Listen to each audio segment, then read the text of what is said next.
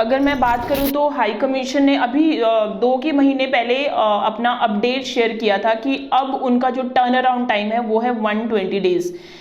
उस time visa decision भी उतना ही डिले कर रहे थे, लेकिन अब अगर मैं बात करूं तो हमारे वीज़ाज जो मैंने प्रैक्टिकली देखे हैं वो विद इन मंथ या कई बार 1 महीना 10 दिन इस तरह से या 1.5 महीने के बीच बीच में आ रहे हैं। तो ये बदलाव ज़रूर हुआ है। इसका रीज़न मैं आपको बताना चाहूँगी। पहला रीज़न तो इसका ये है कि पहले कनाडा के पास बहुत एप्लीकेशन थी, उनके पास बहुत ज़्यादा बैकलॉग था एंड मैन पावर उनके पास कम थी। बैकलॉग होने का एक सबसे बड़ा रीज़न है कि कोविड के टाइम पे सारी कंट्रीज बंद हो चुकी थी, हम एप्लीकेशंस नहीं फाइल कर सकते थे, लेकिन कनाडा वाज द कंट्री जहाँ पे हमने एप्लीकेशंस भेजी। अब ऐसे टाइम पे बहुत सारी एलिजिबल प्रोफाइल्स भी आई, नॉन एलिजिबल प्रोफाइल्स भी आई, लेकिन जब वापस से सब कुछ सॉर्ट हुआ, सारी सिचुएशन अंडर कंट्रोल हो गई, तो अब जो लोग यूके जाना चाहते थे, ऑस्ट्रेलिया जाना चाहते थे, यूरोप जाना चाहते थे, तो उन लोगों ने वापस से अपनी ड्रीम डेस्टिनेशन में अपनी फाइल्स लॉन्च करना शुरू कर दिया। एंड कंसीडरिंग कनाडा में नॉन एलिजिबल प्रोफाइल्स के बहुत ज़्यादा रिफ्यूज़ल आए हैं, तो स्टूडेंट्स को भी कहीं ना कहीं ये पता चल गया कि अगर कनाडा अप्लाई करना है तो रूल्स आर लाइक कि आपका आइल्स स्कोर 6 ईच होना चाहिए, आपका अगर पीटी है तो पीटी आपका 58-59 के करीब होना चाहिए, परसेंटेज शुड बी गुड। ऐसा नहीं है कि हम विदाउट आइल्स अप्लाई कर दें या फिर हमारे पीटी में स्कोर अच्छे नहीं है वैसे अप्लाई कर दें। तो कहने का ये मतलब है कि उनके पास जितनी भी एप्लीकेशंस आई हैं वो एलिजिबल एप्लीकेशंस आई हैं एंड साथ में उन्होंने अपना जो मैन पावर है वो भी बढ़ा दी है। तो ये भी एक बहुत बड़ा रीज़न है कि अभी जो वीज़ा डिसीजन है फास्ट आ रहे हैं।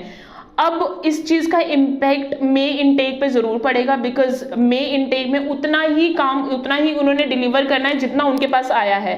बिकॉज अभी अगर मैं बात करूँ तो जनवरी इनटेक के 1-1.5 महीने के बीच में अगर एप्लीकेशंस का वो डिसीजन दे रहे हैं तो that means they are on track. So May के लिए we are sorted. So we are hoping कि पहले जिस तरह से 15-20 दिन में या महीने के अंदर डिसीजन आ जाता था, बैक टू वो उसी तरह से हमारा चल पड़े एंड ऑफिशियली भी वही अनाउंस हो जाए।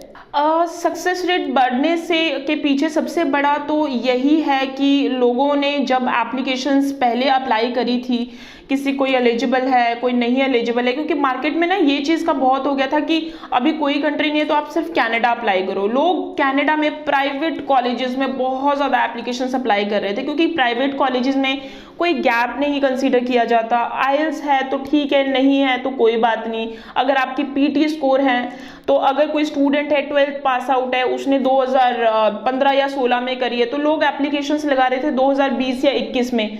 तो अगेन इतने सारे गैप के साथ वो चाहिए भी था, एक ट्रेलर चाहिए भी था उसके लिए कि जो नॉन एलिजिबल प्रोफाइल्स हैं वो ना अप्लाई करें। तो अभी कहीं ना कहीं स्टूडेंट्स को, कंसल्टेंट्स को ये चीज़ बहुत अच्छे से पता चल गई है कि कनाडा अगर जा रहे हो तो एलिजिबल प्रोफाइल के साथ ही करें।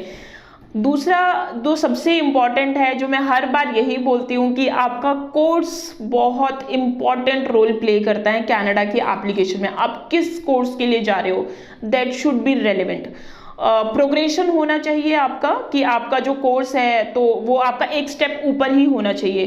तो ये 2-4 फैक्टर्स हैं जो कि हमने ध्यान रखना है। यानी कि हमारा अगर हमने 12th किया है तो हमारा 2021 में या 2022 पास आउट है तो बिल्कुल परफेक्ट है, कोई प्रॉब्लम नहीं है। अंडर ग्रेजुएट है तो 6 ईच आपके होने चाहिए। पोस्ट ग्रेजुएट है तो ट्राई करो 6.5 नॉट लेस देन 6 की, नहीं तो अगर 6 ईच भी होता है तो ऑप्शंस आर स्टिल देयर। सो ये इन चीज़ों का। लेकिन अगर मैं बात करूँ तो पीटी पे भी अभी वीज़ाज आने शुरू हो गए, बट मेरी यही रिकमेंडेशन है कि आप कॉलेज के जो academic requirement and English requirement है उसके बेसिस पे ही अपने आइल्स को और अपनी परसेंटेज को फोकस करें। लेट सपोज अगर आप अप्लाई करना चाहते हैं शेरिडन कॉलेज में, तो शेरिडन कॉलेज की पीजी डिप्लोमा की रिक्वायरमेंट है 6.5 नॉट लेस देन 6, तो आप उसके अकॉर्डिंगली ही अपने आइल्स प्रिपेयर करें। हम एम्बेसी के जो रूल्स हैं वो तो एसडीएस के लिए 6 ईच हैं, तो उस पे ना चल के कॉलेज के एकेडमिक रिक्वायरमेंट को फोकस करें। यानी कि अगर हम बड़ा एम करेंगे तभी हमारा जो टारगेट है वो कंप्लीट हो पाएगा।